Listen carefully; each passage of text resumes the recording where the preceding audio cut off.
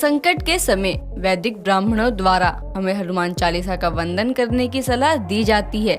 ऐसा कहा जाता है कि कलयुग में हनुमान जी सबसे जल्दी प्रसन्न हो जाने वाले जीवंत देवता हैं। गोस्वामी तुलसीदास द्वारा रचित हनुमान चालीसा वीर हनुमान को प्रसन्न करने के लिए सबसे सरल और शक्तिशाली स्तुति है। हनुमान चालीसा की रचना के पीछे एक बहुत ही रोचक कहानी है। आइए जानते हैं।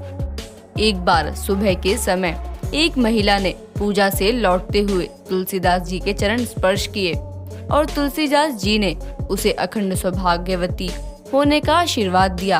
आशीर्वाद मिलते ही वह फूट फूट कर रोने लगी और रोते हुए उसने बताया कि मेरे पति का अभी अभी देहांत हो गया है और आप तो राम जी के परम भक्त हैं, आप उन्हें जीवित कर दीजिए।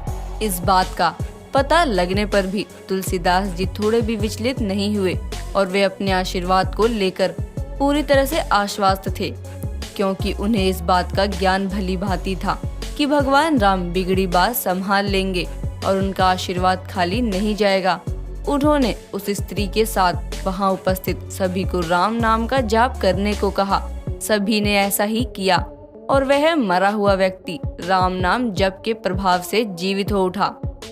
जब यह बात बादशाह अकबर को पता लगी तो उसने अपने महल में तुलसीदास को बुलाया और भरी सभा में उनकी परीक्षा लेने के लिए उनसे कोई चमत्कार करने को कहा। ये सब सुनकर तुलसीदास जी ने अकबर से बिना डरे कहा कि वो कोई चमत्कारी साधु नहीं है, सिर्फ श्री राम जी के भक्त हैं। अकबर इतना सुनते ही क्रोध में आ गया और उसने उसी समय सिपाहियों से कहकर तुलसीदास जी को लोहे की जंजीरों से बंधवा दिया। तुलसीदास जी ने कोई भी प्रतिक्रिया नहीं दी और राम का नाम जपते हुए कारागार में चले गए।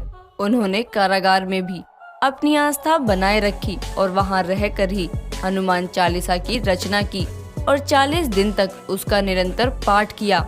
40वें दिन एक चमत्कार हुआ। हजारों बंदरों ने एक साथ अकबर के महल पर हमला बोल दिया। अचानक हुए इस हमले से सब अचंभित हो गए। अकबर एक समझदार बादशाह था, इसीलिए उसे कारण समझते देर ना लगी।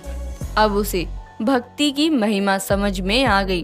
उसने उसी क्षण तुलसीदास जी से क्षमा मांगकर कारागार से मुक्त किया और आदर सहित उन्हें विदा किया। इतना ही नहीं, अकबर ने उस दिन के बाद तुलसीदास जी से जीवन भर मित्रता निभाई। दोस्तों, आपका तुलसीदास जी की इस भक्ति के बारे में क्या कहना है, हमें कमेंट करके बताएं। साथ ही वीडियो को लाइक एंड चैनल को सब्सक्राइब करना ना भूलें।